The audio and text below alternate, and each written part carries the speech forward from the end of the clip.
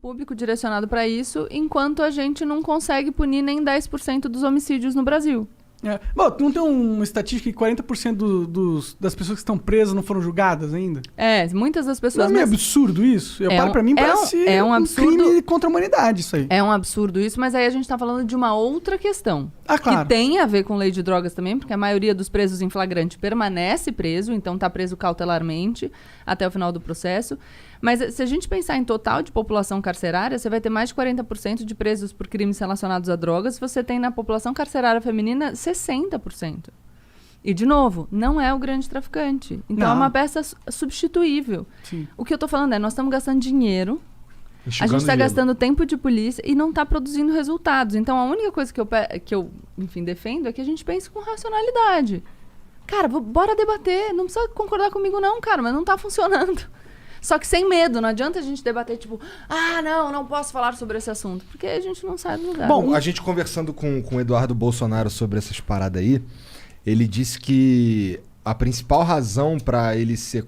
Não sei se era a principal razão, mas uma das razões pra ele ser contra, tipo, legalização ou descriminalização era que ia botar na rua um monte de gente, porque o cara não pode ficar preso por conta dessa parada de um crime que nem existe mais. Abolício crimes. E aí ele falou também que... Mas aí a questão é... Olha, eu sou contra a descriminalização porque vai botar na rua pessoas. Então você é contra a descriminalização porque você é contra que essas pessoas fiquem na rua, ponto. Porque se você acha que o crime não deveria existir, não te interessa o pretérito. E aí vem o que ele falou depois. O que ele falou depois é o seguinte, muito mais... Por exemplo, às vezes a gente pega... Não tô falando que eu concordo, beleza? Tô relatando. Claro. Ele disse que às vezes a gente pega um cara que cometeu outros crimes e a gente consegue prender ele porque ele tava com droga. E aí a gente consegue botar ele na cadeia. Então, às Caralho, vezes... mas... Não, desculpa, o cara tá falando.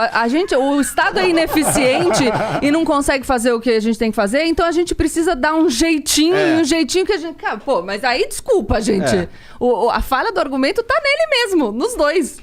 Sim. Não faz nenhum sentido. Então, mas aí a gente foi conversando sobre isso um tempo e não avançamos. Mas... Que bom. É que não vai mudar a ideia do Eduardo Bolsonaro sobre drogas ao vivo num programa, né? Mas é importante a gente poder debater para as pessoas que estão escutando. Eu acho. Eduardo, talvez eu tenha falado merda, mas é isso que eu me lembro. Mas é muito complexo o assunto, né, cara?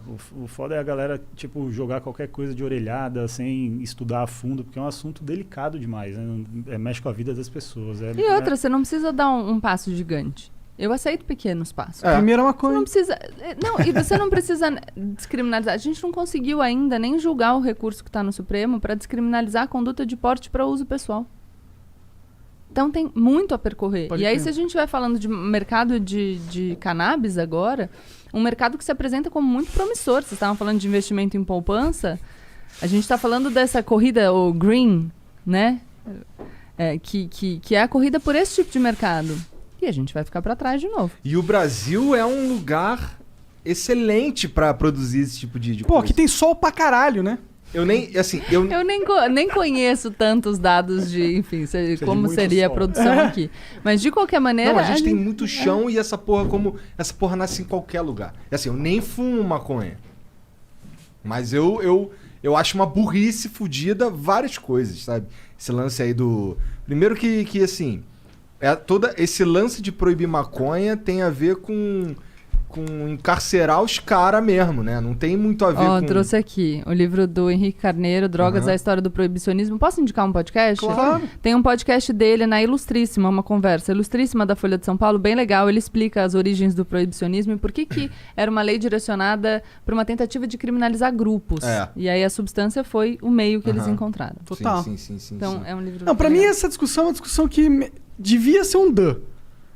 Pelo simples... Um DAN, uma obviedade, uma conclusão óbvia de se chegar... Pelo primeiro... Toda vez ele mete... Não, mas eu acho bom o DAN, que eu pensei que poderia ser um vocabulário de game. Não, pelo próprio argumento que você trouxe. Tipo, o consumo de drogas nunca esteve tão difuso. Então...